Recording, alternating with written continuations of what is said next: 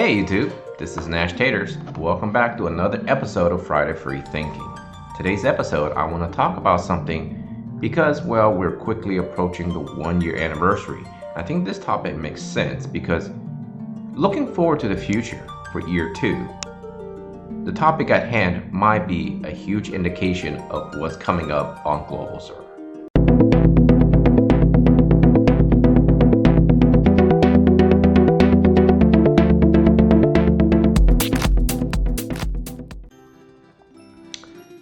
For this topic of conversation for Friday Free Thinking, I would like to discuss the concept of exclusive. Now, when people think of the word exclusive, they think of things like limited time units, limited time effects, limited time anything, right? They think of things that are something that you must own. I think on the global server, we have so far received 2 units, we have received some vision cards, and of course, we even actually received special skills that are exclusive to the global server. Now, Hiroki himself actually maybe a month or 2 ago actually hinted at the idea that we'll be getting an exclusive collaboration. At least that's what he's hoping. Now, what could that collaboration be? We all probably have speculations at this point. We're probably all thinking, what could be something that is exclusive to the world other than Japan?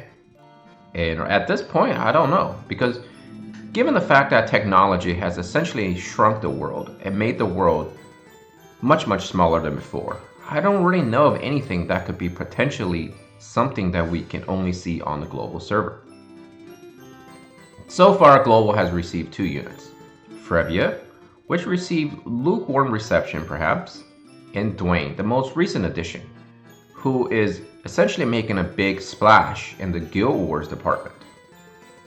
I think if you think about exclusive units, you realize that there's a pattern with them. They're both from the Final Fantasy Brave Exvius world, right? And essentially that's what War of the Vision is. So one can actually speculate it's a huge possibility that we may be seeing other units from FFBE. Now personally, I feel like those 2 units were done okay, right? Nothing spectacular. But again, if you had them, you feel, well, pretty happy. As far as vision cards and skills exclusive to global, I think those have been done fairly okay. Nothing drastically affecting gameplay per se, but nevertheless make you feel good when you finally decided to spend your resources on them. I personally feel like when I think of the word, I think of happiness. I think of the fact that if I was to spend my time and resources to obtain such items, I feel good, perhaps even start feeling the idea that I'm part of a special club.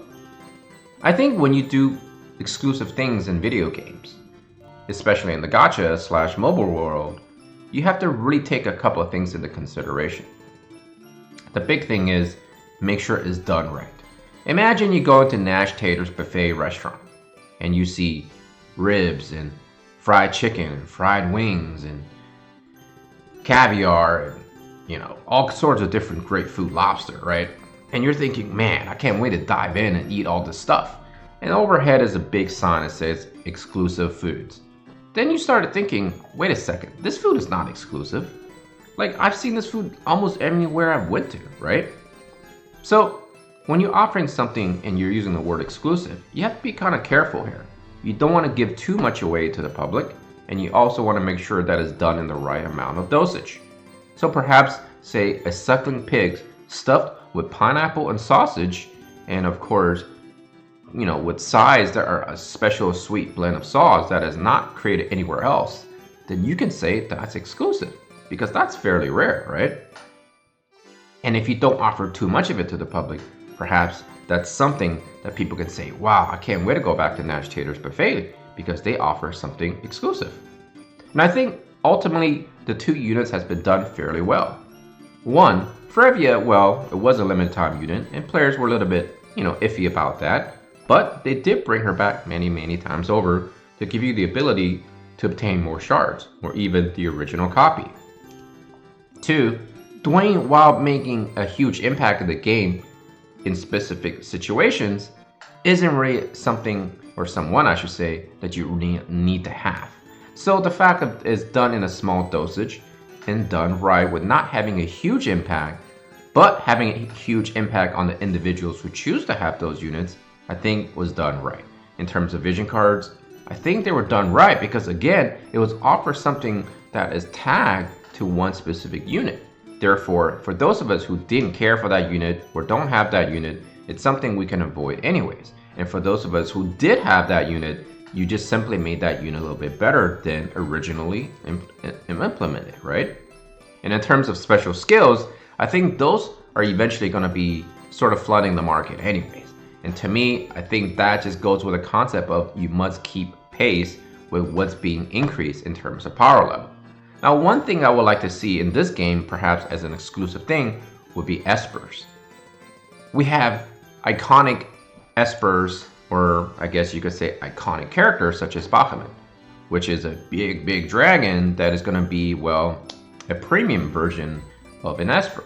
And personally, well, I should say esper, but more like a vision card, right? But attached with it comes the esper. It's a very iconic. You know, when we think of Final Fantasy, we automatically perhaps can attach ourselves to the creature of Bahamut. Personally, I hope that perhaps Global can receive something of equal iconic, in terms of originality, of course. It doesn't have to be a dragon, but something perhaps people say, wow, that is a great character design. Now, we can ramble on about we can want to see more exclusive equipment, more exclusive quests, more exclusive perhaps items in the shop, more exclusive guild battle maps, more exclusive arena maps. And I think that's where personally I would need to start drawing the line. Once you start adding to almost every aspect of this game, it ceases to be, well, exclusive. But what do I see for the future of War Visions on Global? Well, I see a couple of things being, well, affected. One, with all these exclusive units and things of that nature, Global is starting to carve its own entity. It's becoming and forming its own entity, right? Two, the strong deviation away from the JP timeline and away from the JP sort of gameplay is evident. And three, hopefully with the exclusive collaboration, we'll see a brand new landscape perhaps of how Global Server is going to be moving into year 2. What do you guys think? Put in the comment section below what you guys feel and everything I just basically rambled about. As always, I feel like Friday Free Thinking is a great platform for us to get together and talk and discuss about topics that could drastically affect us in the community. Until next time, take care of yourself and all your loved ones. Nashtaters and his family out of here. Peace.